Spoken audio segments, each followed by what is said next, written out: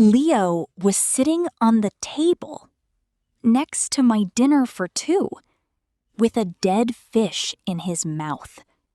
My date was arriving in 20 minutes. Let me start from the beginning. Today was important. I had a date. His name was James. We met at the bookstore last week. "Come over for dinner," I said. Brave, right? I spent 3 hours cooking. Pasta, salad, chocolate cake. Everything was perfect. Almost perfect. Leo watched me from the kitchen counter. His green eyes followed every move. "Don't even think about it, Leo." He blinked slowly. That was never a good sign. Then the doorbell rang. My heart jumped. He's here! I ran to open the door. But I forgot one thing. I left the fish on the counter. 3 seconds. That's all Leo needed. When I came back with James, Leo was on the dining table. The fish on the floor. My beautiful salad in his mouth. And Leo, he looked at James and meowed loudly. Should we do something?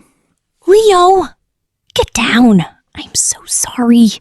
Does he always do this? Only when I'm trying to impress someone. Well, that's one way to break the ice. Here's the funny thing. James loved cats. He spent the whole evening playing with Leo. We never ate that fish, but we ate a lot of pizza together.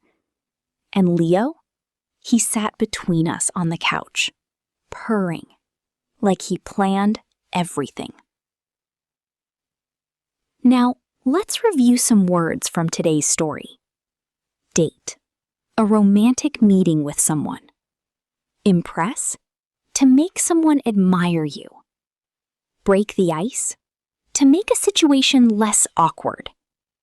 Counter, a flat surface in the kitchen. Purring, the soft sound a happy cat makes. Have you ever had a pet ruin something important? Tell me in the comment section. I would really love to read your story. This is Leo and Me English Life, where we learn English through real stories and emotions. Subscribe for more stories with Leo.